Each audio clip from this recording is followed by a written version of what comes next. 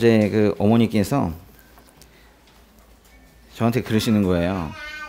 예, 요즘에 시간이 없어서 역대 상 밖에까지 못 갔다. 응? 그러시는 거예요. 그래서 제가 요즘에 좀 바쁘시긴 했거든요. 최근에 이제 이사도 하셨고 또 가족들이 또 아프고 하니까 늘 가족이 아플 때마다 지원군으로 그곳으로 달려가시고 해야 되기 때문에 좀 바쁘시긴 했어요. 그래서 이제 시간이 없으셔서 뭐 성경을 못 읽으셨다 뭐 그런 말씀이었던 것 같아요. 그래서 제가 물어봤더니 이번이 사독제 4번째 읽으시는 건데 4번째 읽으시면서 역대상까지 가셨다라는 거예요. 세례 받은 지 얼마 되지 않으시는 분인데 이렇게 성경을 계속 읽고 계시더라고요. 그래서 제가 여쭤봤어요. 어머니, 그렇게 이제 성경을 여러 번 읽으시면서 그 전보다 믿음이 커지는 것 같으세요? 이렇게 물어봤어요. 이해가 더 많이 되시느냐? 이렇게 물어보지 않고 제가 그 전보다 믿음이 더 커지셨어요? 이렇게 물어봤어요. 어머니가 뭐라고 대답하셨냐면요. 아마 그러지 않을까? 이렇게 대답을 하시는 거예요. 아마 그러지 않을까? 예. 저는 그 대답을 믿음이 더 커지고 있다라고 들었어요. 예. 그렇게 해석을 했어요. 자신 믿음이 커졌다고 그래도 아직도 부족한 나를 보면은 당당하게 내 믿음이 더 커졌다 이렇게 말하기는 좀 힘들잖아요. 그러면 어떤 민망함이 있을 테니까 아마 그러지 않을까 이렇게 말씀을 하셨지만은 그 대답에서 아마는 아마도 실제로인 것 같고 그러지 않을까는 그렇다인 것 같다. 제가 이제 혼자 그렇게 해석을 한 거예요.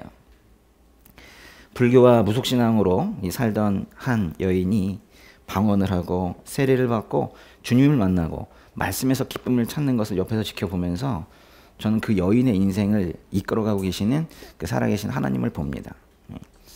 성경을 그 하나님의 말씀으로 믿고 또 그 말씀을 귀하게 여기면서 삶의 지표로 삼는 또 형제 자매님들을 이렇게 만나게 하셔서 함께 예배드리게 하실 뿐만이 아니라 가족들도 또한 말씀에 붙들린 삶을 사는 것을 또 기뻐하게 만들고 계시니 그와 모두 관련되어 있는 저는 얼마나 행복한 사람이겠어요. 예? 제가 자주 하는 말이지만 감사합니다. 예. 그 많은 주인공들 사이에 이렇게 엑스트라로 서서 그 구원의 역사의 주인공들을 로마서 말씀처럼 섬기는 일이면 섬기는 일로, 가르치는 사람이면 가르치는 일로 잘 섬기고 가르치다가 주님께서 부르시면은 기쁜 마음으로 천국으로 달려가고 싶습니다. 우리는 이렇게 연결되어 있어요. 그렇게 사람과 사람이 맺어져 있는 것을 관계라고 합니다. 관계. 관계는 신앙의 가장 근본적인 부분이에요. 관계. 마귀에게 속아서 하나님께 불순종하고 그로 인해 하나님과의 관계가 끊어진 것을 타락이라고 그래요. 타락. 그러나 예수 그리스도 만나서 예수 그리스도로 인해 하나님과의 관계가 다시 이어지는 것을 구원이라고 합니다. 타락과 구원, 죄와 화목 이런 개념들은 심지어 회개라는 개념까지도 모두 관계 문제인 거예요. 하나님과 떨어지면 죄이고 멸망이고 타락인 거예요. 하나님께로 돌아갈까? 하나님께로 방향을 돌리면 회개라고 하고, 그래서 완전히 하나님과의 관계가 회복이 되면 구원받았다고 하는 거예요. 우리는 이 땅에서 많은 사람들과의 관계 속에서 살아갑니다. 여기도 지금 뭐 우리가 다 관계이잖아요. 근데 그 중에는 이제 우리가 직접 선택한 관계도 있고, 오히려 대부분은 나의 선택과 상관없이 맺어지게 되는 관계죠. 어쩌다 보니 그 반에 배정이 되고, 예? 내가 선택해서 배우자를 말 그대로 선택할 수는 있지만은 배우자는 선택할 수 있지만 아버지와 어머니를 선택할 수는 없잖아요. 그럼 부모 입장에서도 마찬가지죠. 나 놓고 그 관계는 부모 자식 관계 아니다, 마음에 안 든다 이렇게 할 수 없잖아요. 소용이 없습니다. 학원 강사는 예? 예? 학생들이 선택할 수 있죠. 뭐 학원도 많고 선생도 많으니까. 그렇지만 학교에서 정해준 담임 선생님은 선택하기가 쉽지 않습니다. 만약에 뭐 싫다고 하면 떠나야 되지 않습니까? 전학 가야 되는 거 아니에요? 그건 쉽지 않죠. 그럼 교회의 목사님은 선택할 수 있나요? 대답 잘하세요. 교회 목사님은 선택할 수 있네?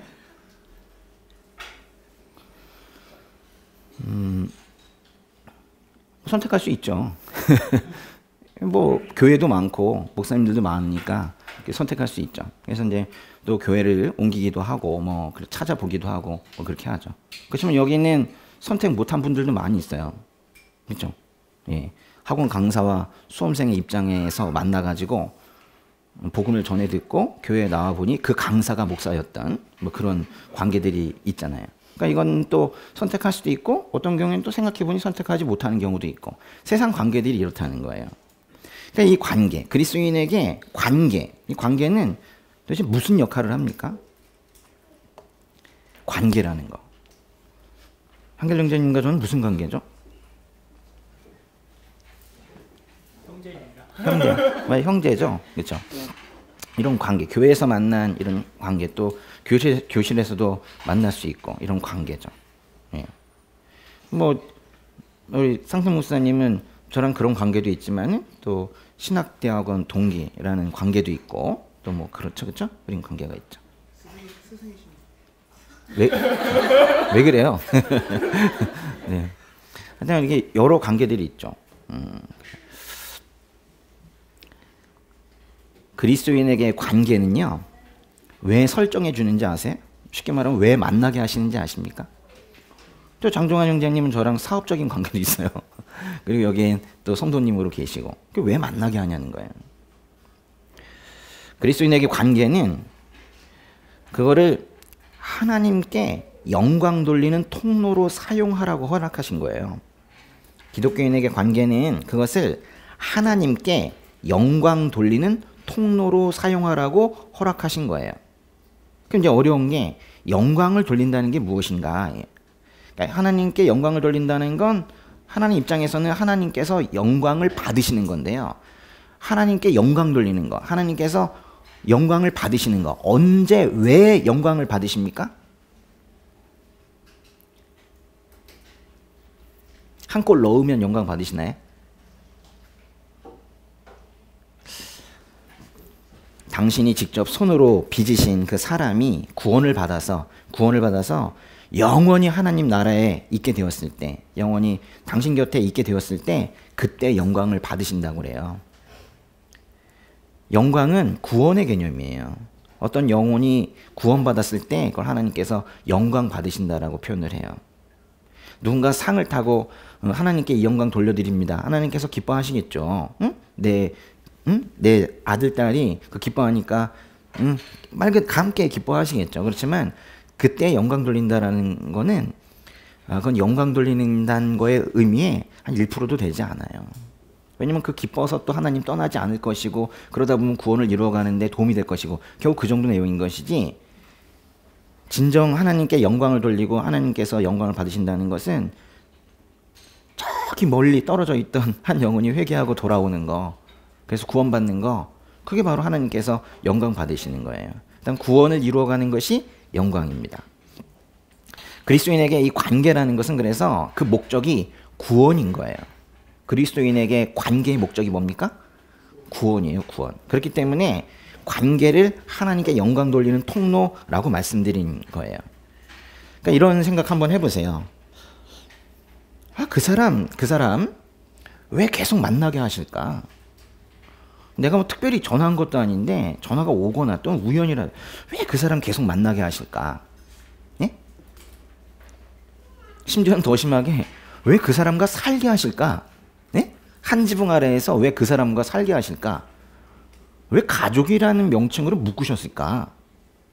이건 엄청난 관계거든요. 그걸 한번 생각해 봐야 돼요. 왜 그 관계를 우리에게 허락하셨을까? 오늘 깊이 한번 생각해 보세요. 오늘이 아니라 한 일주일간 생각해 보셔도 괜찮을 것 같아요. 네. 사람의 눈으로 보기엔 도저히 화목할 수 없고 서로 용납하기 어려워 보이는 그런 관계이더라도 그런 사람들을 한데 모으시고 그들 관계 속에 하나님의 의의 복음이 어떻게 스며들어서 그들을 하나 되게 만드시는지 그걸 관찰하면서 생활을 해보세요. 도저히 이거 주술은 거의 물과 기름인데 둘이 갑자기 대화를 하면서 하나님 어떤 분이신 것 같아? 뭐 이러면서 퉁퉁거리면서 대화를 하기 시작을 하다가 회복이 되어가는 걸 보면서 서로가 서로를 바라볼 때 기대하고 바라보는 것이 아니라 기도하고 불쌍히 여기면서 그렇게 바라보다가 점차 삶의 모든 부분에서 오히려 서로 지원하며 변해가고 있을 때 그 사람과 그 사람 사이에 성령의 역사가 있다는 걸 우리가 알게 돼요. 그냥 사람이 할 수 없어요. 여태까지 사람이 할 수 있었다면 그 전에 그 사람의 노력들도 성공했을 것인데 안 되다가 어느 순간 그렇게 된단 말이에요. 단순히 시간이 흘러서 되진 않습니다. 여러분 경험해 보셔서 알지만 시간이 흐르면서 더욱더 악화되는 관계도 많아요. 그건 시간의 문제가 아니에요. 언젠간 친해지겠지? 아닙니다. 하나님께서 그 회복되는 걸 보면 하나님께서 그 가운데 진정으로 살아계시며 역사하셔서 삶에 현실적으로 일하고 계신다라는 것을 그런 증거들을 보면서 우리가 더욱더 믿게 되는 거예요. 그러니까 하나님의 살아계심과 하나님의 일하심을 목도하고 싶고 보고 싶으면 사람과 사람의 관계들을 잘 보세요. 사람과 사람과의 사이에서 성령께서 역사하셨을 때 어떤 변화가 일어나는지를 관찰하게 되면 그게 하나님께서 일하시는 방식이고 하나님께서 실제 현존하신다라는 증거이거든요. 예. 당시 로마 교회에는 도저히 섞이기 어려운 두 종류의 사람이 있었습니다. 유대인과 이방인이 있었거든요. 그러니까 유대인들은 이방인을 이렇게 생각했어요. 유대인이 아니다라고 생각했어요. 그러니까 유대인은 자기중심적 사고가 있어서 유대인과 유대인 아닌 사람으로 나누고 있었어요. 실은 유대인이 아닌 이방인들은 사람 취급도 하지 않으려 할 정도였습니다. 더군다나 유대인들은 그 유대교의 율법주의와 그 딱딱하게 굳어진 어떤 전통과 형식 속에서 살아왔었기 때문에 뭔가 방만해 보이고 뭔가 죄 가운데 있는 것 같고 율법도 없는 것 같고 기준도 없이 사는 것 같은 그런 이방인들을 매우 무시했었어요. 그래서 이제 그렇게 따로 살던 유대인과 이방인이 어찌어찌 하다가 친히 찾아오신 예수님을 만났는데 예수님을 만났다고는 하지만 둘 다 그리스도인이 됐다고는 하지만 이 유대인 그리스도인과 이 이방인 그리스도인 이 둘이 가지고 있는 어떤 이 신앙에 대한 관념과 또 그들이 이전부터 가지고 있었던 어떤 습관 그것이 너무너무 달랐던 거예요. 이방인들은 이렇게 얘기하겠죠. 아유 그런 전통과 이제 율법은 그만 좀 버리시죠. 예수님께서 율법을 완성하셨다니까요. 모르셨어요? 이러면서 유대인들을 또 비난을 하겠고 음식법이 폐지됐다니까요. 그러면서 유대인들은 쉽게 손도 대지 못하는 돼지고기를 옆에서 막 먹고 있고 막 그랬다니까요. 또 유대인들은 속으로 아우 어떻게 저렇게 사나 싶고 그죠? 너무 경건해서 멀구나 이러면서 율법 없이 살더니 저렇게 됐구나 뭐 이러고 그러겠죠. 그래서 이제 교회가 분열됐어요. 로마 교회가 두 쪽이 났습니다. 교회가 분열되어 가고 있다는 소식을 이 사도 바울이 들은 거예요. 얼마나 가슴이 아팠겠어요. 그래서 이 아픈 마음으로 한 글자 한 글자 써내려간 일종의 목양 편지. 목양 편지가 바로 이 로마서입니다. 쉽게 말하면 실질적인 부분에 있어서는 교회 안에 이 싸움이 있는데 벌어졌는데 싸우지 말라면서 왜 싸우지 말아야 되는지 그 이유를 알려주는 내용이 이 로마서 이 후반부의 내용입니다. 많은 그 교회들이 이 로마서에 관련된 문제를 가지고 있을걸요. 참 많더라고요. 예. 여기 안에도 싸움이 있습니까? 치고받고 하셨네. 그럴 수 있어요. 괜찮은데 이 정도 얘기가 아닌 거예요. 반 갈라진 거 있죠. 예? 누구 편 뭐 이래가지고 그 정도가 지금 된 거예요. 아주 힘든 그런 상황이고 그 상황에서 너무나도 상처가 많고 그렇습니다. 말씀 한번 읽어볼게요. 로마서 15장의 7절. 로마서 15장 7절 시작. 그러므로 그리스도께서 하나님의 영광을 위해 우리를 받아주신 것처럼 여러분도 서로 받으십시오. 그러므로 헬라어로는 디오 그러는데요. 디오 뭔가 결론을 내리는 것 같아요. 그러므로 이 결론은요 좁게 보면 14장과 15장의 결론이라고 말할 수 있겠고 크게 보면 12장부터 구원받은 인생이 어떻게 살아야 되는지에 대한 권면을 하고 있는데 그 12장부터 시작된 권면의 결론이라고 할 수 있습니다. 좀 써보시는데요. 로마서 12장 1절부터 권면이라는 게 어떻게 살아야 되는지 이제 시작이 되었거든요. 권면이 여기부터 이제 시작이 되었는데요. 그부터 지금 오늘 말씀의 그 15장에요. 15장에 오늘 말씀 바로 전에 그 15장 6절까지의 내용이 이 권면이에요. 권면. 근데 이것에 대한 어떤 결론 있죠? 결론이 로마서 15장의 7절부터 13절 바로 오늘 말씀입니다. 그러면은 15장 14절부터 뭐냐? 이건 이제 편지 마무리되는 거예요. 그래서 이제 우리 본문 있죠? 편지 본문은 오늘이 마지막이에요. 이제 그 뒤에는 다 인사이고 자신의 근황 얘기하고 하는 뭐 그런 얘기입니다. 근데 실제 본문은 오늘로 끝나요. 그러니까 오늘 말씀 상당히 중요하네요. 그 14장, 15장을 지금 모아서 요약해서 이야기하고 있는 그런 말씀입니다. 그러므로 그래 시작을 했는데요. 그러므로 하나님께서 왜 우리를 부르셨는지 또 예수 그리스도께서 왜 일하셨는지 복음의 목적은 뭔지에 대해서 아주 근본적인 질문에 대한 답변이 이어질 것으로 한번 기대해 봅니다. 그러므로 그리스도께서 하나님의 영광을 위해 우리를 받아주신 것처럼 여러분도 서로 받으십시오 그랬어요. 여기 보시면 이제 받아주신 것처럼 그랬죠. 또 받으십시오 그랬죠. 여기서 이 받아준다는 게 우리가 3주 전에 배웠던 단어가 하나가 있어요. 뭐게요? 프로스 람바노라는 어려운 단어 있었어요. 받아주다. 3주 전 그 강의 설교 제목이기도 합니다. 프로스 람바노.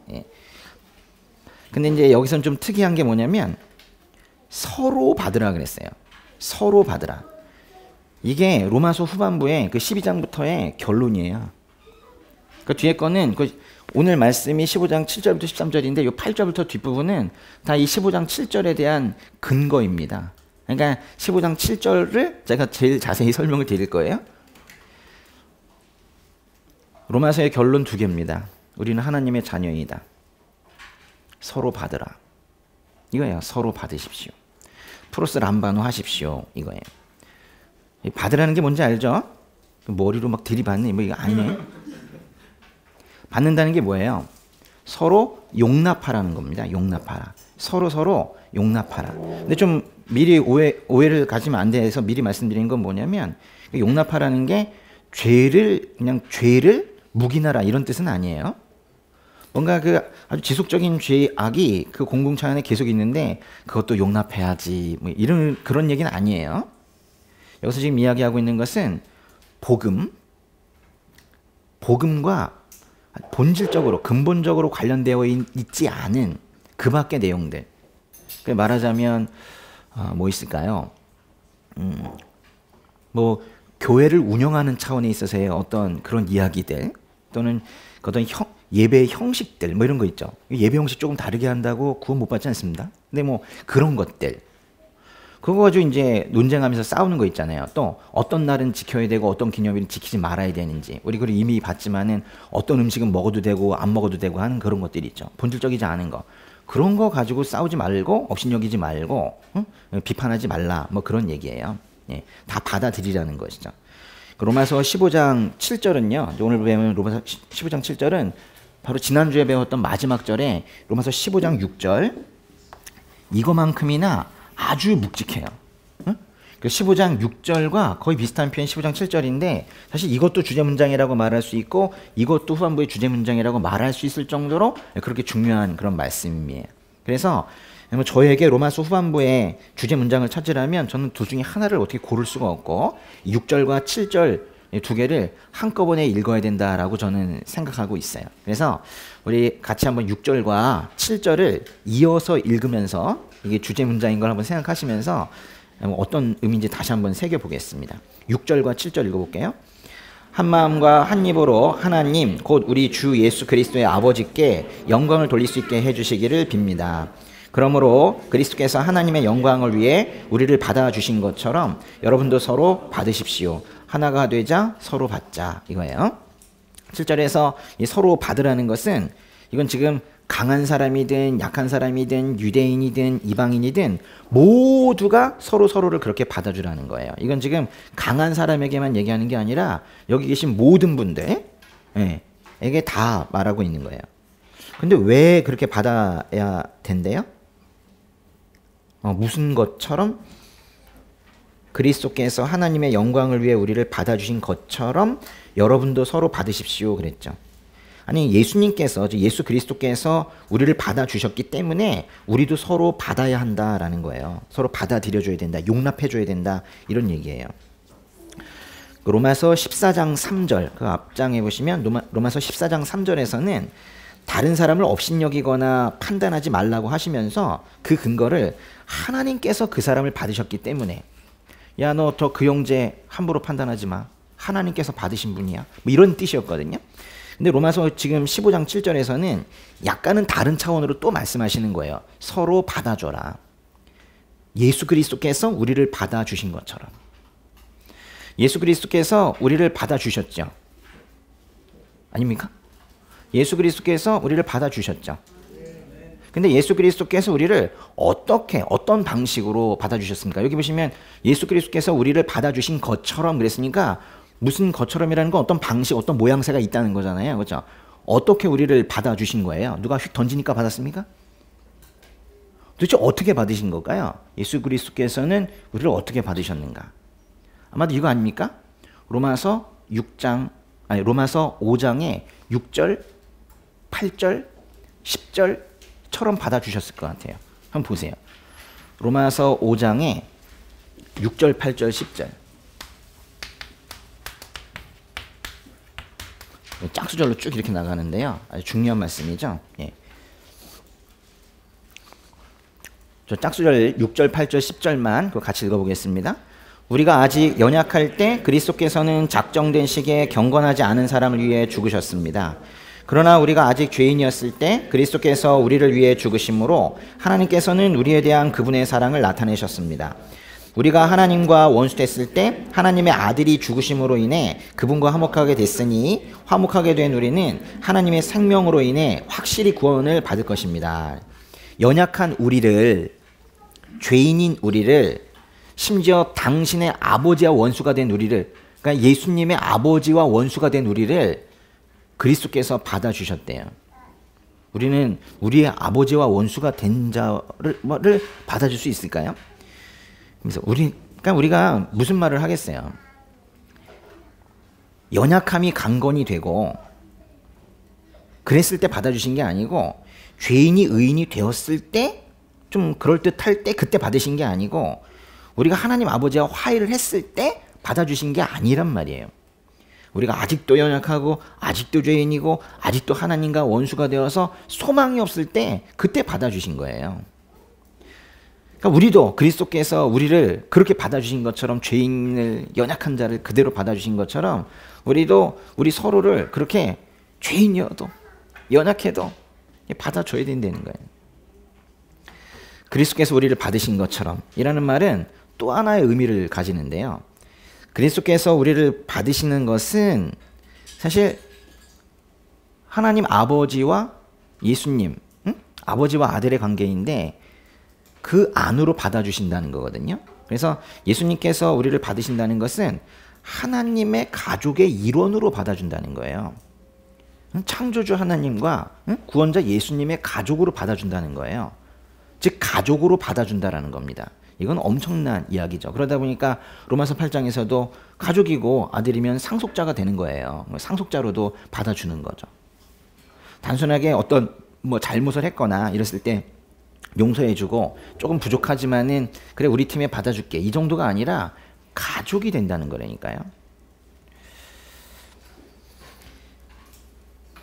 그래서 예수 그리스도께서 우리를 받아주신 것처럼 우리가 형제 자매님들을 받는다는 거는 그들을 가족으로 받아들인다는 거예요. 그러니까 여기서 서로 받아주십시오라는 건 가족으로 받아주십시오라는 뜻이에요.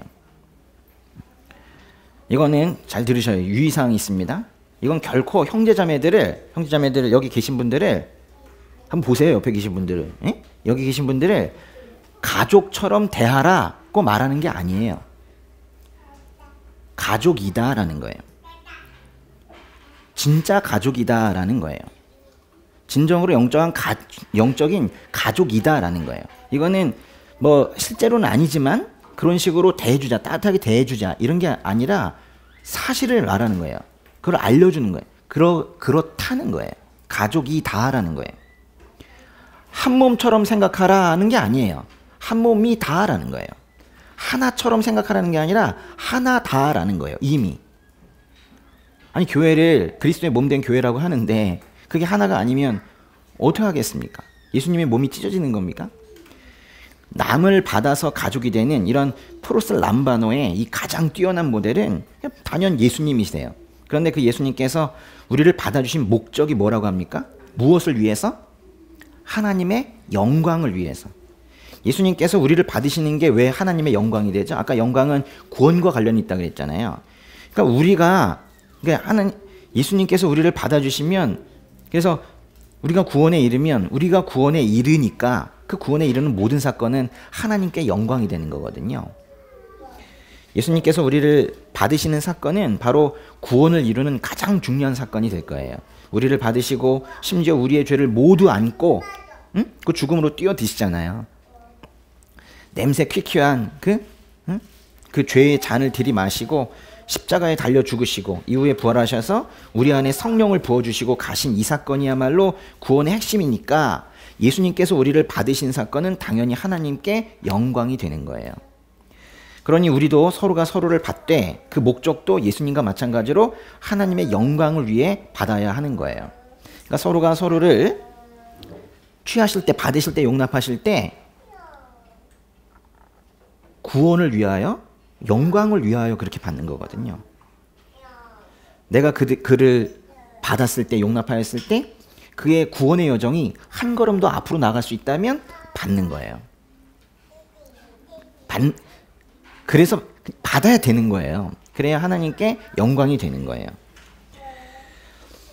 강한 사람이 약한 사람을, 약한 사람이 강한 사람을, 또 유대인이 이방인을, 이방인이 유대인을 서로 받을 때 그들이 교회에 더 잘 정착할 수 있을 거예요.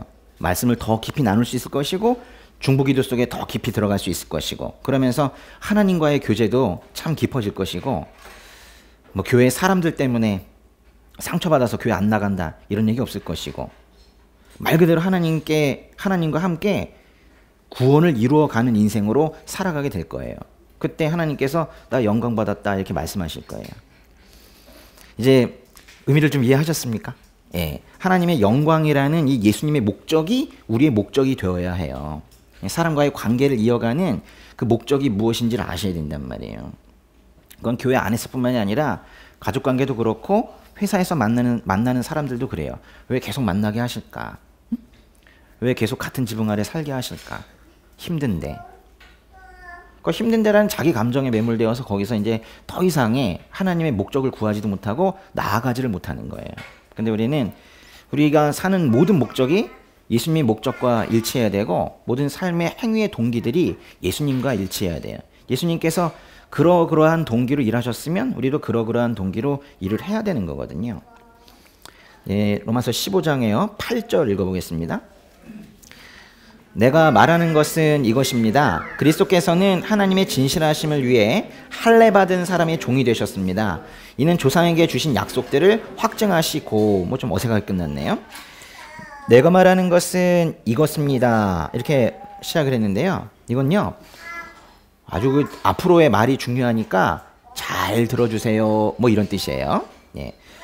이제부터 이제 앞으로 나오는 말들은 아주 중요한 말인가 봐요. 그래서 이거는 가볍게 말하지 못할 것 같고 아주 엄숙하게 교리를 선포할 것이다. 뭐 이런 얘기예요. 예. 그러면서 사도 바울이 이렇게 말을 시작을 합니다. 뭐라고 그랬어요? 그리스도께서는 하나님의 진실하심을 위해 할례받은 사람의 종이 되셨습니다. 전 이 말씀 처음에 엄청 어렵더라고요. 이게 무슨 의미인지 잘 못 알아듣겠더라고요. 한번 다시 한번 읽어보세요. 그리스도께서는 하나님의 진실하심을 위해 할례받은 사람의 종이 되셨습니다. 이게 무슨 뜻이에요? 예? 진짜 어렵죠? 예. 할례받은 사람은 뭐 간단하게 유대인 말하는 거예요. 이스라엘 사람들 유대인 말하는 거예요. 이건 아주 관용적인 표현입니다. 그러니까 하나님께서는 유대인과 이방인을 모두 부르셨고 모두 구원하시겠다고 하셨어요. 그러나 이 주의할 점은 뭐냐면 분명히 유대인을 먼저 부르셨어요. 유대인에게 말씀도 먼저 주시고 유대인을 통해서 구원의 약속도 하셨어요. 그리고 유대인을 통해서 복음을 동서로 전하게 하셨어요. 그래서 우상만 따라가고 있던 그런 이방인들도 살아계신 하나님을 드디어 만나게 되었고, 그 유대인들의 그 선교와 전파로 인해서 우리가 예수님을 알게 된 거예요. 예수 그리스도께서 그제서 이제 우리를 형제 삼아 주셔서 우리도 하나님을 드디어 하나님 아버지 이렇게 부를 수 있게 된 거거든요. 창세기로 한번 가보세요. 창세기의 12장의 2절과 3절 같이 읽겠습니다. 내가 너를 큰 민족으로 만들고 내게 복을 주어 내 이름을 크게 할 것이니 내가 복의 근원이 될 것이다. 너를 축복하는 사람에게는 내가 복을 주고 너를 저주하는 사람에게는 내가 저주하리니 땅의 모든 족속이 너로 인해 복을 받을 것이다. 하나님께서 아브라함에게 약속하셨어요. 아브라함에게 복을 줄 뿐만이 아니라 아브라함이 복의 근원이 되게 하실 것이라고 약속하셨어요. 그래서 땅의 모든 족속이 아브라함과 그 후손으로 인해서 복을 받을 것이라고 또 약속하셨어요. 이거 기억하시면서 17장으로 한번 가보세요. 창세기 17장에 창세기 17장 5절. 네, 이름 바뀌는 그 말씀인데요. 창세기 17장 5절 읽어볼게요. 이제 더 이상 내 이름이 아브라함이라 불리지 않을 것이다. 내 이름은 아브라함이라 불릴 것이다. 내가 너를 많은 나라들의 조상으로 삼았기 때문이다. 원래 아브라함의 이름은 아브람이었네요. 아브람. 근데 이제 아브라함이라고 불린다는 거예요. 그냥 아브라함은요, 그냥 아버지란 뜻이에요. 아주 간단한 의미입니다. 근데 아브라함의 이름을 아브라함이라고 바꿔주시면서 그를 많은 나라들의 조상, 즉 열국의 아버지. 아니, 아버지가 어떻게 모든 나라의 아버지가 될 수 있을까요? 그렇게 삼아 주셨다는 거예요. 그러니까 하나님께서는 아브라함을 그 메소포타미아 지역에 그 우상숭배 찌든 지역에서 건져내셔가지고 가나안 땅으로 보내실 때 민족을 불문하고 이 땅의 모든 사람들을 구원하기 위해서 이 아브라함부터 내가 이제 이 구원 사역을 시작하시겠다라고 작정하신 거예요. 그러니까 아브라함 한 사람을 구해내서 아브라함의 집안 또는 뭐 유대 민족 정도를 구해내시려고 한 게 아니라 이 한 사람을 통해서 많은 사람들을 구해내겠다라고 생각하신 거예요. 심지어는 열국의 아버지, 모든 나라들의 아버지라고 부르기 시작을 하신 거죠. 그리고 이제 아브라함의 후손을 통해서 그 계획을 하나하나 착착 진행해 나가기 시작을 하셨습니다. 그리고 하나님의 종을 보내서 그 구원의 계획을 완성하시겠다고도 약속했어요. 여호와의 종이라고 표현하는데 그걸 실질적으로는 그거를 이룰 사람이 누구냐? 여호와의 종이래요. 즉 메시아가 있대요. 그래서 메시아를 보내시겠다라고도 약속을 했습니다. 어떤 여호와의 종을 보내시려고 하셨는가? 여호와의 종, 즉 메시아가 왔을 때 이제 사람들이 알 수 있어야 되기 때문에 여호와의 종, 조만간 보내시겠다고 하는 그 여호와의 종에 대해서 자세하게 설명을 해주셨거든요. 이사야서 42장으로 가보세요. 이게 조금 말씀이 기네요. 42장에요. 1절부터 7절까지 7개 7절까지 이건 좀 교독을 좀 하겠습니다. 제가 먼저 읽을까요? 네. 내가 붙잡아 세운 내 종을 보라. 내가 뽑았고 내가 기뻐하는 내 종을 보라. 내가 내 영을 그에게 불어넣었으니 그가 민족들에게 공의를 가져다 줄 것이다. 그는 소리치거나 목소리를 높이지 않고 거리에서는 목소리를 내지 않을 것이다. 그는 상한 갈대를 꺾지 않고 불길이 약해진 심지를 끄지 않을 것이다. 그는 성실히 공의를 베풀고 그가 세상에 공의를 세울 때까지 마음이 약해지지 않고 마음이 상하지 않을 것이다. 바닷가에 사는 사람들도 그의 가르침을 기다릴 것이다. 하늘을 만들어 펼치시고 땅과 거기서 생겨난 것들을 퍼뜨리시며 땅 위에 사는 사람들에게 숨을 주시고 땅 위를 걸어다니는 사람들에게 생명을 주시는 여호와 하나님께서 이렇게 말씀하신다. 여호와 이러고 너를 불렀다. 내가 내 손을 잡고 지켜줄 것이. 같이 읽으시죠. 눈먼 사람들의 눈을 뜨게 하고 갇힌 사람들을 감옥에서 나오게 하고 어둠 속에 앉은 사람들을 지하 감옥에서 풀어줄 것이다. 그 여호와의 종, 뭐 이름은 나오지 않았지만 그 여호와의 종은 민족들에게 공의를 가져다 줄 것이고, 그리고 뭐 3절에 보니까 상한 갈대를 꺾지 않으시고 불길이 약해진 심지를 끄지 않으시는 분이고, 성실히 공의를 베풀 것이고, 또 아주 특이한 표현이 바로 6절에 있는데요. 보니까 이방의 빛이 된대요. 끝에 있죠. 이방의 빛이 되고, 또 7절에 보니까 눈먼 사람들의 눈을 뜨게 하고 갇힌 사람들을 감옥에서 나오게 하고 뭐 그렇게 하시는 존재래요. 하나님께서는 제일 먼저 여호와의 종으로 누굴 부르셨냐면 이스라엘이 있죠. 유대인들. 이스라엘 자체를 원래 여호와의 종으로 부르셨어요. 근데 이스라엘은 일정 부분 하나님께 충성을 하고 순종하는 모습도 가끔 보이긴 했지만 결국에는 하나님 아닌 것들에 관심을 너무 많이 가지면서 우상 숭배까지 빠지고 말았어요. 그래서 다른 모든 것들을 순종을 해도 모자를 판에 다른 것들의 순종도 약간 미흡한 터에 그 우상 숭배에 빠지고 나니까 하나님께서는 이스라엘을 통해서 이 인류를 구원할 그 계획은 이루어내지 못하셨습니다. 바로 그 이스라엘이라는 그 유대 민족이라는 그 민족, 그 나라는 지금 읽으신 말씀의 그 다음 절 42장에 8절의 말씀을 지켜내는데 철저하게 실패했어요. 이사야서 42장 8절 읽어보세요. 나는 여호와다. 그것이 내 이름이다. 나는 내가 받을 영광을 다른 이에게 주지 않고 내가 받을 찬송을 우상들에게 주지 않겠다. 겉으로 드러나 있는 우상뿐만이 아니라 은밀하게 숨어있는 우리 이 삶의 우상까지 그 실체를 드러내는 일을 포함한 그 완전한 순종은 결국 이스라엘이 아닌 다른 여호와의 종에게 맡겨야 했던 거예요. 그래서 그 일을 맡은 분이 바로 예수 그리스도이신 거예요. 마태복음 12장으로 가보세요. 마태복음 12장이에요. 예수님께서 안식일에 한쪽 손이 오그라든 사람의 손을 회복시켜 주셨는데 이걸 본 바리새파 사람들이 안식일에 일했다면서 예수님을 죽이려고 하자 예수님이 조용히 그 자리를 떠나시면서 자신에 대한 소문을 내지 말라고 주변 사람들에게 경고를 하셨습니다. 그 이유는 하나님께서 정하신 때에 하나님께서 맡기신 중요한 일을 해내야 되는데 그때 잡히셔가지고 그때 죽으시고 하면 안 되거든요. 그래서 소문 내지 말라고 이렇게 말씀하신 거예요. 그런 상황인데요. 마태복음 12장에요. 17절부터 21절까지 17부터 21까지 같이 읽어보겠습니다. 이는 예언자 이사야를 통해 하신 말씀을 이루기 위한 것이었습니다. 보라, 내가 택한 내 종, 내가 사랑하는 자, 내가 그를 기뻐한다. 내가 내 영을 그에게 주리니 그가 이방의 정의를 선포할 것이다. 그는 다투지도 않고 울부짖지도 않을 것이니 아무도 길에서 그의 음성을 듣지 못할 것이다. 그는 정의가 승리할 때까지 상응할 때도 꺾지 않고 꺼져가는 심지도 끄지 않을 것이다. 또 이방이 그 이름에 희망을 걸 것이다. 어디선가 본 것 같죠?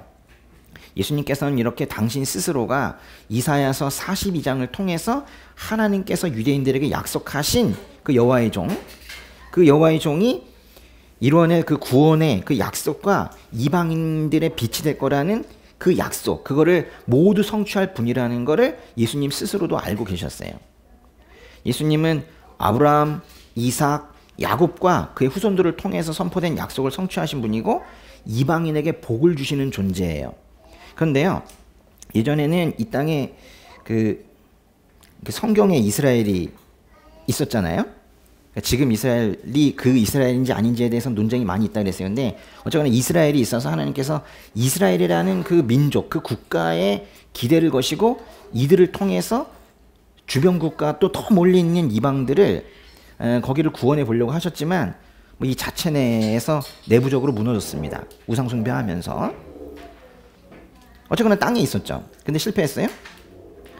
그런데 그 이후에 여호와의 종으로 오신 예수님께서 육신을 입고 이 땅에 또 계셨죠. 근데 부활 승천하시고 지금 이 땅에 안 계세요. 지금 이 땅에 뭐가 있습니까? 예수님의 몸된 교회가 있는 거죠. 그러니까 지금은요, 그 이사야서 42장과 마태복음 12장의 저 약속의 성취를 위해서 교회가 일하는 거 아닙니까? 교회가 일해야 되는 때죠. 부담되십니까? 근데 이제 걱정할 필요는 없는 게 그 마태복음의 그 12장의 18절을 보시면은 12장의 18절에 그 교회가 하나님의 종으로 만약에 일한다면 그 교회에 뭘 주실 거래요? 하나님의 영을 주실 거래요. 그러니까 성령을 부어주실 거라는 거예요. 그러니까 성령에 따라 순종하며 나아가면 그 여호와의 종이 해야 하는 그 일을 각 교회들이 할 수 있다는 거죠. 그런데요, 일단 그건 말씀은 그런데 우리가 오늘 말씀을 이해하기 위해서 우선 알아야 될 것은 하나님께서 유대인들에게 약속하신 것을 결국 지켜내신 분은 예수님이시다라는 거예요. 오늘 말씀을 이해하는 건 거기까지만 알아도 충분한데요. 그래서 유대인들 전체가 하지 못했다 하더라도 유대인인 어떤 분이 그 약속에 순종해 나갔어야 했어요. 그래서 예수님이 유대인으로 태어났어요. 유대인 전체가 이루지 못한 그 순종을 유대인인 한 사람이 이루어야 했어요. 그래서 예수님이 한국 민족으로 태어나실 수는 없고 유대인으로 태어나셔야 했어요. 다시 로마서로 가보세요. 로마서 15장의 8절. 로마서 15장의 8절 다시 한 번만 읽을게요. 내가 말하는 것은 이것입니다. 그리스도께서는 하나님의 진실하심을 위해 할례받은 사람의 종이 되셨습니다. 이는 조상에게 주신 약속들을 확증하시고 그랬는데 거기 그리스도께서는 하나님의 진실하심을 위해 할례받은 사람의 종이 되셨대요. 무엇을 위해서요? 하나님의 진실하심을 위해. 이게 이제 문자적으로 보면 뭐 하심을 위해 이런 말은 없고 하나님의 진실 또는 하나님의 신실을 위해예요. 진실, 신실이 뭡니까? 약속을 지키시는 걸 신실하다라고 해요. 그러니까 할례받은 사람은 유대인이라고 그랬고요. 그러니까 이 문장은 이런 뜻이에요. 예수님께서는 하나님의 진실을 증명하기 위해서 또는 하나님께서 약속을 잘 지키시는 그 신실함, 그 신실을 증명하기 위해서 유대인으로 태어나셨다라는 얘기예요. 그 약속에 한치 오차도 없게 분명히 유대인을 통해서 구원을 이루신다 했거든요. 근데 그 집단 유대인이 실패했다고 다른 민족에서 뽑으시는 게 아니라 역시 유대인에서 유대인을 통해서 구원을 이루시겠다고 예수님을 보내시되 유대 민족 안에서 태어나시게 했다고요. 심지어는 유대인으로 태어났을 뿐만이 아니라 예수님께서는 유대 율법을 잘 지키시기 위해서 태어난 지 8일 만에 할례도 받으셨어요. 그리고 심지어 그들의 일꾼이 되어서 섬겼습니다. 예수님은 이후 이방인의 빛이 되셨고 이방인에게 또 복을 주시는 분이시지만 우선적으로 유대인으로 태어나서 유대인을 상대로 구원 사역을 시작을 하셨어요. 그래서 이제 하루 한 가나안 여인이 다가와서 자신의 귀신 들린 딸을 고쳐달라고 하니까 예수님께서 처음에 이렇게 말씀하셨어요. 나는 이스라엘 집에 잃어버린 양들 외에는 보냄을 받지 않았다. 그러니까 유대인들 말고는 내가 지금 당장 회복시킬 이유가 없다. 뭐 이렇게 독하게 말씀하신 거예요. 그러면서 뭐 자녀들의 빵을 개에게 던져주는 건 옳지 않다. 또 그러셨죠. 지금 마태복음 15장 얘기하는 건데요. 근데 그때 이제 가나안 여인이 뭐라고 그랬어요? 응? 개들에게 왜 내가 주인의 그 빵도 주인의 음식은 주지 않는다. 뭐 이렇게 말씀하니까 가나안 여인이 개들도 아래에 웅크리고 있는 개들도 주인의 상에서 떨어지는 부스러기는 먹습니다. 그랬잖아요. 그랬더니 예수님께서 뭐라고 했어요? 참 그 말 못 알아듣네. 응? 그러셨나요? 여인아, 내 믿음이 크구나. 내 소원대로 될 것이다. 하셨고 바로 그때 거기 성경에 보면 바로 그때 그 딸도 낳았다고 그랬어요. 이 이야기는요. 유대인과 이방인의 동등성 뿐만이 아니라 구원의 역사에 있어서 유대인의 우선성 이 두 가지를 다 잘 보여주는 거예요. 그러니까 순서상으로 유대인이 먼저 나와요. 그런데 결국 이방인이 포함되는 이것이 이제 구원의 역사입니다. 이런 맥락에서 로마서 15장 8절도 나온 거예요. 15장 8절 다시 한번 보세요. 15장 8절. 이해가 되신 것 같은데요. 15장 8절부터 8절 포함을 해서 거기 뒷부분에 좀 설명을 안 드린 부분이 있으니까 15장 8절을 포함을 해서 15장 12절까지 그때 한 절만 빼고 다 읽어보겠습니다. 내가 말하는 것은 이것입니다. 그리스도께서는 하나님의 진실하심을 위해 할례받은 사람의 종이 되셨습니다. 이는 조상에게 주신 약속들을 확증하시고 이방 사람들도 그 긍휼하심을 받아 하나님께 영광 돌리게 하시려는 것입니다. 기록되기를 그러므로 내가 이방 사람들 가운데서 주께 찬양을 드리며 주의 이름을 찬송합니다 라고 한 것과 같습니다. 또 말하기를 이방 사람들아 주의 백성과 함께 기뻐하라 라고 했고 또 말하기를 모든 이방 사람들아 주를 찬양하며 모든 백성들아 그를 찬송하라 라고 했으며 또 이사야가 말하기를 이새의 뿔이 곧 이방 사람들을 다스리기 위해 일어나시는 이가 있으리니 이방 사람들이 그 안에 소망을 둘 것이다 라고 했습니다. 그 15장 8절의 뒷부분과 9절의 앞부분을 보면요. 뭐 한 문장이 좀 그렇게 잘라졌네요. 그렇죠? 15장 8절 뒷부분과 그 9절의 앞부분을 이어서 한번 한 문장을 읽어보세요. 이는 조상에게 주신 약속들을 확증하시고 이방 사람들도 그 긍휼하심을 받아 하나님께 영광 돌리게 하시려는 것입니다. 예수님께서는 이는 조상에게, 그건 유대인의 조상인데요. 유대인의 조상에게 주신 약속들, 다 유대인들에게 먼저 약속을 주셨잖아요. 그거를 확증하셔서 하나님의 성실하심과 진실하심을 증명하셨죠. 그러니까 유대인에게 주신 그 구약의 그 많은 약속들이 파기됐느냐? 그걸 다 예수님께서 지켜내셨다는 거예요. 그뿐만이 아니라 이방 사람들도 그 긍휼하심을 받아서 하나님께 영광을 돌리게 하시려고 하셨다는 거예요. 쉽게 말하면은 예수님으로 인해서 하나님께서 유대인에게 하신 구원의 약속도 이루셨는데, 그래가지고 그 유대인의 약속을 유대인에게 주신 약속을 잘 지켜내시는 분이 하나님이시다라는 것을 증명하기도 하셨고, 그 유대인을 통해 이방인을 구하시겠다라는 약속까지도 모두 이루어내셨다라는 거예요. 유대인 먼저, 그 다음에 이방인, 이렇게 순서는 있지만은 하나님께서는 모든 인류의 하나님이시고 유대인과 이방인 모두의 하나님 되신다라는 거예요. 구약 성경을 잘못 읽으면요, 그 유대인 이야기다, 이스라엘만의 구원 이야기다, 이렇게 착각할 수가 있어요. 근데 우리 아브라함 얘기도 봤지만 아브라함 때부터 하나님께서는 이방인 구원, 응? 우리 아닙니까? 그죠? 여기 계신 분들의 구원을 어쩌다가 나중에 불쌍해서 한 것이 아니라 처음부터, 순서는 있지만 처음부터 이방인 구원을 그 구원 역사의 구원 사역의 메인 프로젝트로, 뭐 유대인 거는 메인이고 우리는 서브가 아니라 메인 프로젝트로 그렇게 계획하고 계셨다는 거예요. 지금 사도 바울도 그 이야기를 하고 있는 거예요. 지금 얼마나 좀 놀라운 이야기겠습니까? 사실 이 얘기를 유대인들이 들으면 깜짝 놀랄 얘기예요. 네? 그래서 이제 구약 성경에 기록된 이 이방인 구원에 대한 말씀들을 거기다가 증거로서 열거한 거예요. 어떤 유대인이 그랬나 보죠. 어디 이방인 구원 얘기가 구약 성경에 있어? 그랬더니 사도 바울이 수십 개 찾을 수가 있는데 이렇게 찾았어요. 중간중간에 뭐 시가서에서 하나, 율법서에서 하나, 예언서에서 하나, 뭐 이런 식으로 뽑아가지고 봐라 하면서 4개를 지금 제시를 했습니다. 시편, 사무엘하, 신명기, 이사야 등의 인용문 4개를 소개하고 있는데요. 뭐 구약의 거의 모든 부분을 인용을 해서 이방인이 유대인과 함께 하나님을 찬양하도록 하는 것이 변함없는 하나님의 목적이었다. 응? 처음부터 끝까지 하나님의 목적은 유대인과 이방인을 모두 구원하는 것이 목적이었다라는 걸 지금 증명하고 있는 거예요. 여러분은 이 이야기가 감흥이 별로 없습니까? 네? 이미 구원이 됐으니까?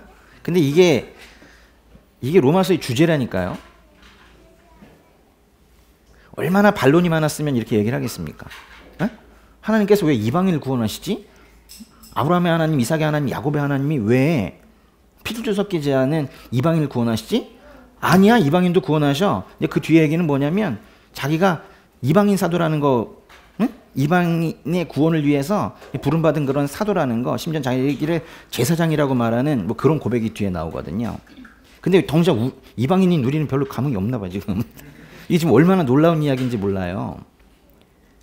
첫 번째 인용문 보세요. 첫 번째 인용문은 9절의 뒷부분인데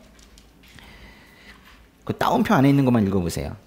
그러므로 내가 이방 사람들 가운데서 주께 찬양을 드리며 주의 이름을 찬송합니다. 이 인용문은 그 시편 18편 49절과 그거 안 적으셔도 돼요. 그 밑에 각주 아마 있을 거예요. 그렇죠? 근데 이제 그거는 똑같은 말이 어디에도 있냐면 사무엘하 22장 50절에도 있어요. 사무엘하 22장 50절에서 인용한 거예요. 근데 시편 18편은 왕의 감사시예요. 그러니까 왕이 드리는 감사의 시편인데요. 왕이 뭘 감사했을까요? 당시에 뭐 왕이 뭐 다윗일 텐데요. 이방인들과의 전쟁에서 이겼어요.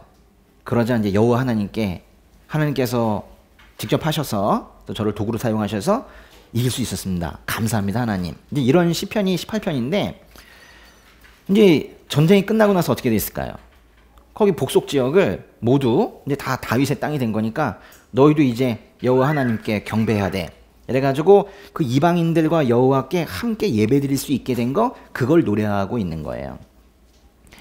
이방인도 이스라엘 조상들에게 주어진 약속에 포함이 되어 있으며 이방인들도 역시 하나님께 영광을 돌리기 위해 부름받았다라는 그런 내용이에요. 이방인들은 애초에 모두가 진노의 그릇이었지만은 하나님의 자비로 인해서 긍휼의 그릇이 되었다는 거예요. 그러니까 유대인들이 먼저 구원의 약속을 받긴 했지만 그거는 그들만의 구원으로 끝나는 말이 아니었던 거예요. 유대인들에게 하나님께서 이렇게 명령하신 거예요. 너 빨리 살아나라. 응? 너 빨리 살아나라. 너 먼저 회복되라. 살아나라. 이렇게 얘기하시고 그리고 이제 빨리 살려내거라 이렇게 하신 거예요. 살아나서 살려내거라 이렇게 말씀하신 건데 유대인들은 뒷말을 못 들었어요. 살아나라. 예. 그밖에 못 들었어요. 먼저 이스라엘이 살고 성령 충만해서 이방인들 살리는데 인생을 걸으라.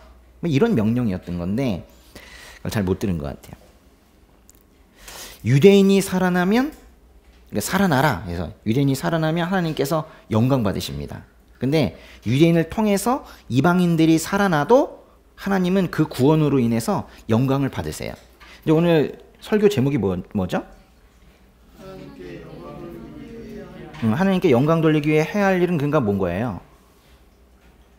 구원을 이루어 가는 건데 뭐 우리가 구원을 위해서 할 수 있는 일은 뭐 여러 가지가 있겠죠. 나의 구원을 그러니까 자신의 구원을 이루기 위해서 말씀 열심히 읽고 하는 것도 하나님께서 영광 받으시는 건데 주변에 전도하는 거, 멀리 선교하는 거 이런 것들이 하나님께 영광 돌리는 건데 성경에서 뭐라고 하냐면 인간이 사는 목적을 하나님께 영광 돌리기 위한 것이라고 말해요.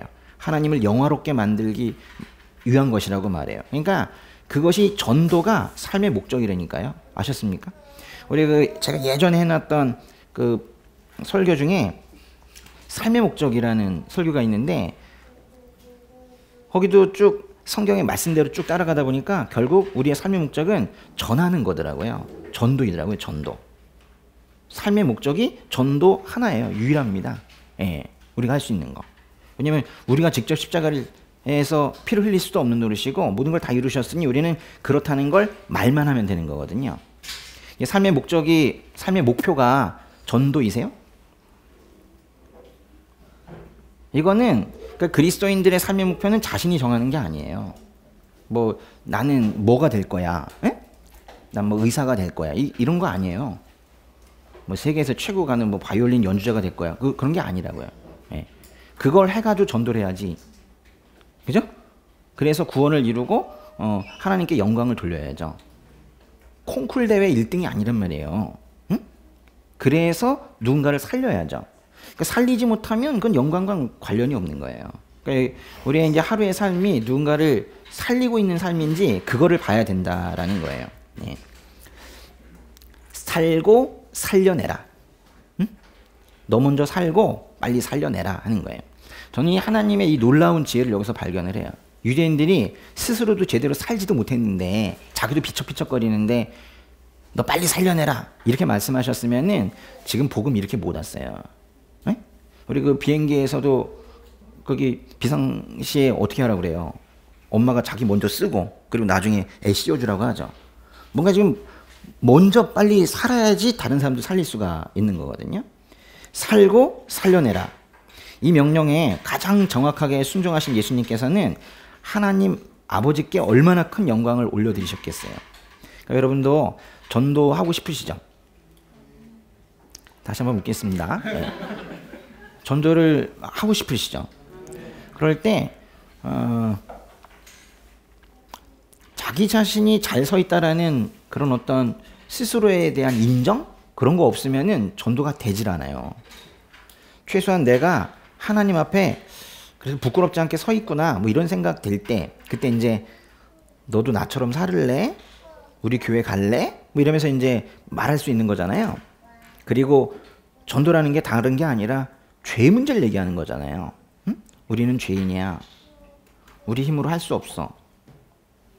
주님께서 하셔야 돼. 그래서 죽으셨거든. 우리의 죄를 대신해서 죽으시고 십자가에서 죽으시고 부활하셔서 이제 우리 안에 계셔. 뭐 이렇게 이제 말을 할 수 있어야 되거든요. 근데 이제 아무리 얘기를 하려고 해도 뭐 나 자신이 제대로 서 있는 것 같지 못하고 뭐 이럴 때는 이제 못하는 거예요. 그런데 여러분 이제 그렇게 하려면은 평생 못합니다. 네? 꼭 그건 무슨 얘기냐면 그 돈 벌어서 결혼하겠다는 얘기랑 똑같아요. 언제 결혼하겠어요? 그죠? 그리고 뭐 좀 자리 잡히면 애 낳겠다는 얘기랑도 똑같아요. 그죠? 그냥 먼저 하면 그 다음 단계가 가잖아요. 해보신 분들 아시잖아요. 그죠? 그냥 해야 그 다음 단계 가잖아요.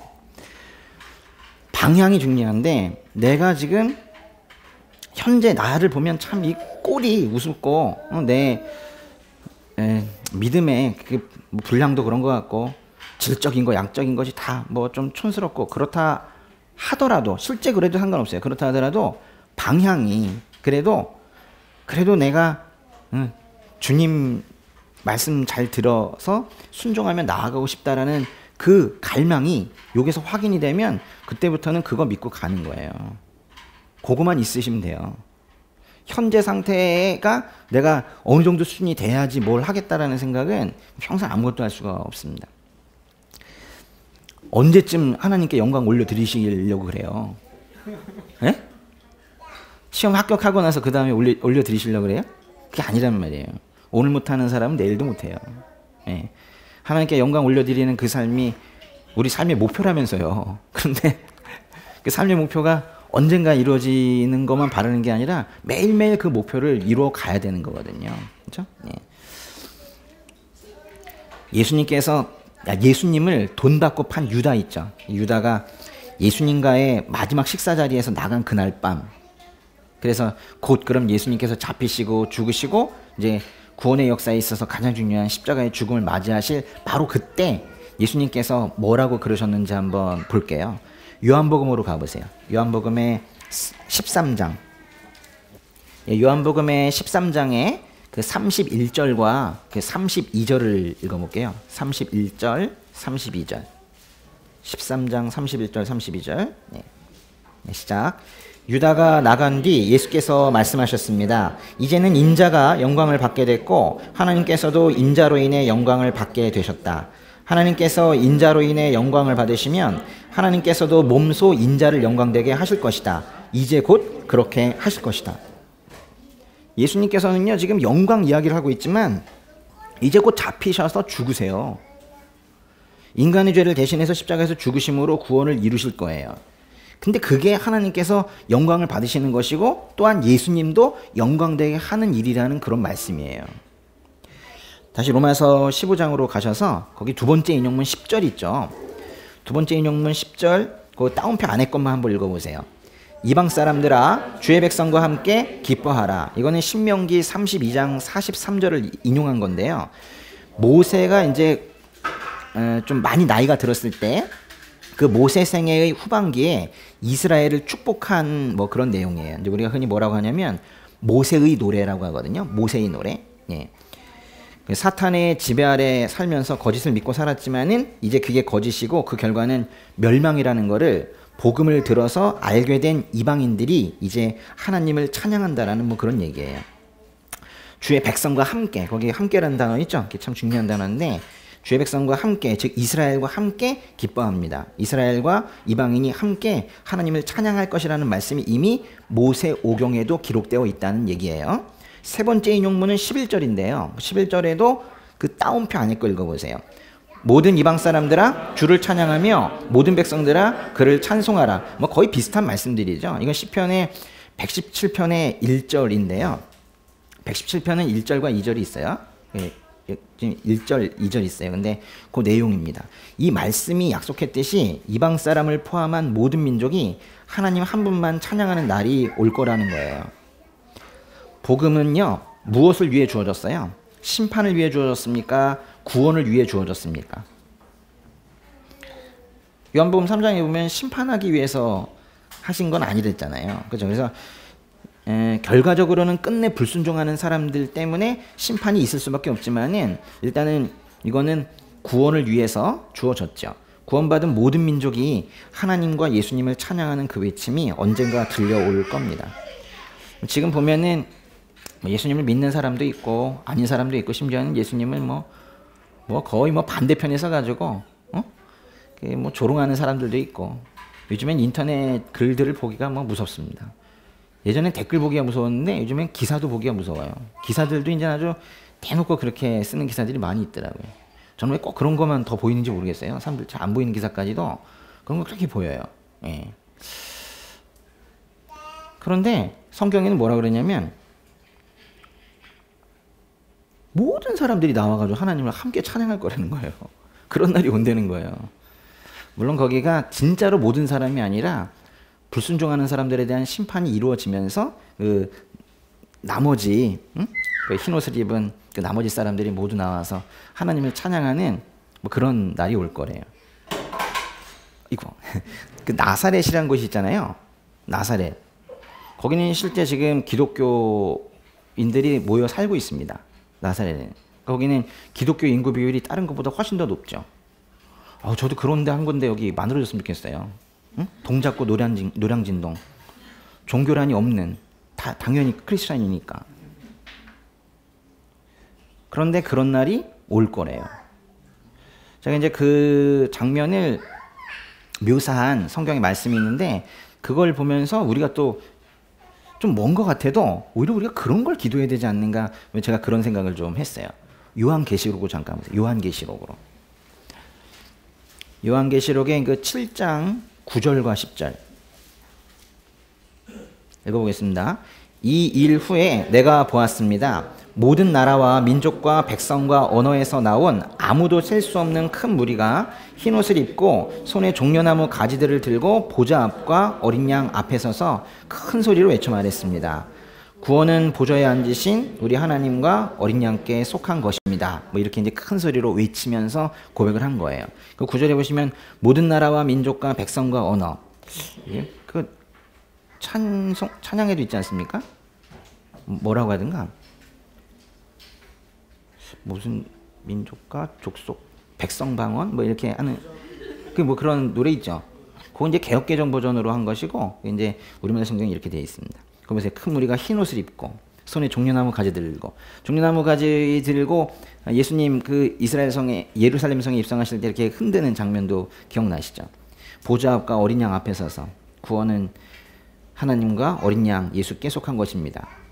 이게 모든 백성들이 다 이렇게 고백을 한다는 거예요. 근데 이것도 근데 약속이거든요. 그러니까 이것도 이루어질 겁니다. 예. 네 번째 인용문 로마서 다시 가시면요. 네 번째 인용문. 예. 이새의 뿔이 곧 이방 사람들을 다스리기 위해 일어나시는 이가 있으리니 이방 사람들이 그 안에 소망을 둘 것이다.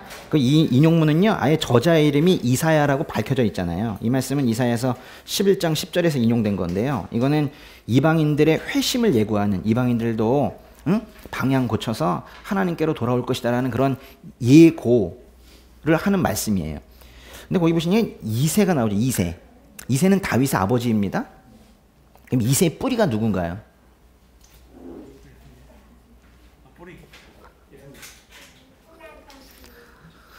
한번 잘 생각해보세요. 이새의 뿌리란 말. 다윗은요. 만약에 다윗을 말한다면 다윗은 이새의 열매죠.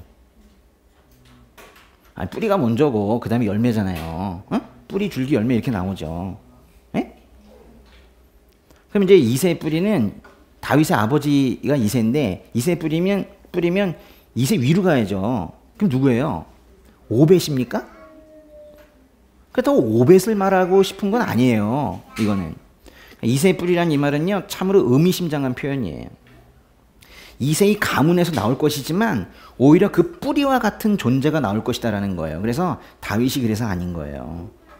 이새의 가문이 모두 인류 구원의 역사에 사용될 거예요. 동참할 것이지만 그 전체의 핵심과 같은 그 존재, 그 뿌리는 그 가문에서 나온 예수님이 말하는 거예요. 예수님. 그런데 그 예수가 이방 사람들을 다스리기 위해서 일어나신대요. 그래서 다스린다는 건요 다분히 정치적인 표현입니다. 그래서 예수님께서 우리에게 가르치신 그 가치와 예수님께서 가르치시는 그 가치와 이 타락한 이 세상 정치 세력이 추구하는 가치는 자주 충돌하게 되는 거예요. 왜 감히 다스리는가 이러면서. 그러니까 정치를 보면은 누가 집권하든지 답답함이 느껴지는 이유가 있어요. 성경적 가치관으로 정치를 하지 않기 때문에 그런 거예요. 제대로 될 리가 없습니다. 이제 오늘 말씀의 마지막 절 읽어볼게요. 마지막 절 15장의 13절. 이제 소망의 하나님께서 여러분의 믿음 생활 가운데 모든 기쁨과 평강을 충만하게 하셔서 성령의 능력으로 소망이 흘러넘치게 하시기를 빕니다. 이제 바울은 이 짧은 단락을 기도로 마무리합니다. 바울이 기도를 하는데요. 정확하게 말하면 누구한테 기도하냐면 소망의 하나님께 기도를 합니다. 소망의 하나님께 기도를 해요. 바울은 로마 성도들이 교회의 분열 속에서 잃어버린 것들을 다시 회복하게 해주시라고 기도하고 있어요. 교회에 싸움이 일어나고 분열되면서 뭔가 성도님들이 잃어버린 게 있다는 거예요. 성도들이 다툼 속에서 잃어버린 게 바로 기쁨과 평강이었어요. 이건 다분히 감정의 영역에 있는 것들인데 바울은 이 로마 성도들이 잃어버려서 현재 간절히 회복을 원하고 있는 그 기쁨과 평강의 회복을 이루어 주시라고 지금 하나님께 기도한다는 거예요. 근데 이렇게 표현을 합니다. 여러분의 믿음 생활 가운데 모든 기쁨과 평강을 충만하게 하셔서 이렇게 표현을 해요. 여러분 기쁨과 평강을 회복하고 싶으시죠?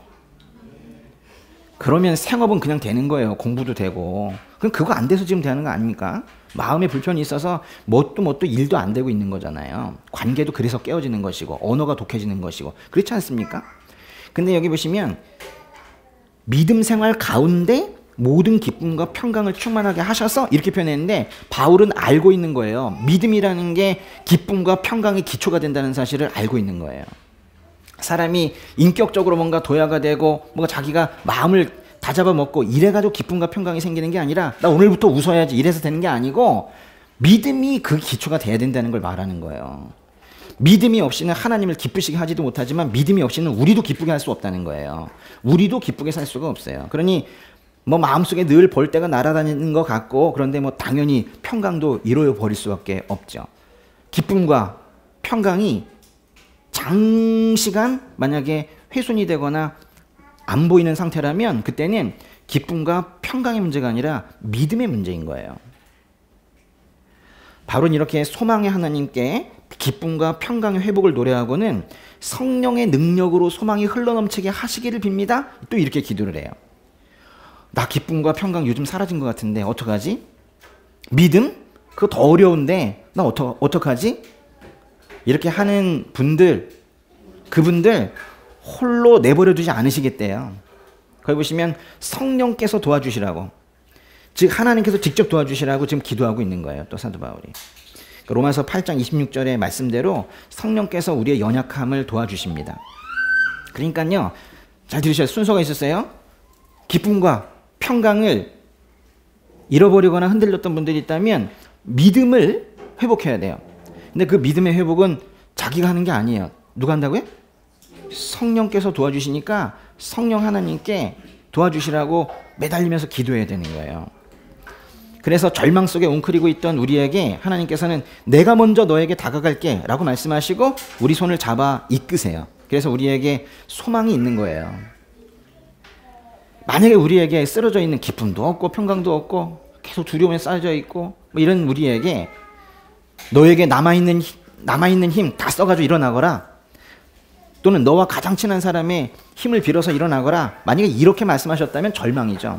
근데 그렇게 말씀하시지 않고 하나님께서 성령의 능력으로 직접 이끌어 주시겠다고 지금 약속을 하시기 때문에 사도 바울도 지금 우리도 다 하나님을 이렇게 소망의 하나님이라고 부를 수 있는 거예요. 주변의 사람들을 좀 보세요. 전 주변 사람들을 매우 중요하게 여기는데요. 늘 영향을 받거든요. 우리 다 영적인 존재들이어서 영적인 영향들을 받아요. 제가 늘 공동체 안에서, 구원이라는 건 공동체 안에서 개인적으로 이루어가는 것이다 라고 말씀을 드리고 있는데 그건 매우 성경적인 얘기거든요. 그런데 그건 우리에게 큰 은혜이기도 해요. 나 혼자였다면 섰다가 쓰러지고 다시 못 일어날 수도 있는데 이 공동체 안에서 계속 서 있는 분들이 있어요. 물론 그분도 중간에 시험이 들 때가 있지만은 누군가 서 있고 몇 명이나 서 있는지는 교회마다 다를 수 있죠. 근데 여기에 다 쓰러진다 하더라도 뭐 최소한 저가 혼자 또 서 있다면 아, 저렇게 서 있는 사람이 있구나 하면서 하나님께서 그 사람을 통해서 일하는 걸 보는 거예요. 네? 그래서 또 자기도 일어나는 거거든요.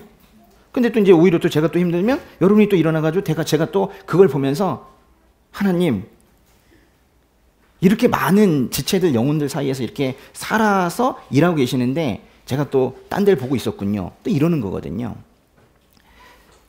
이 성령의 역사를 발견을 해야 믿음이 생기고 믿음이 생겨야 기쁨과 평강이 회복이 되는데 성령의 역사를 다른 데서 발견하려고 하지 마시고 무슨 성령 체험으로 따따따따 이래가지고 여기 뭐 금리빨로 바뀌고 공중부양하고 이런 걸로 하려고 하지 마시고 이 공동체 안에서 성령께서 일하시는 각각의 인생의 이 삶 속에 일하시는 그걸 보시란 말이에요. 그럼 또 우리가 또 책임감도 생기는 거예요. 이제는 내가 그렇게 잘 서 있는 모델이 되고 싶다, 뭐 이런 생각도 할 수 있는 거거든요. 그래서 이왕이면 서로가 많이 서 있어서 좀 지쳐 있고 그런 분들을 잘 이끌어 줄 수 있는 그런 공동체가 됐으면 좋겠습니다.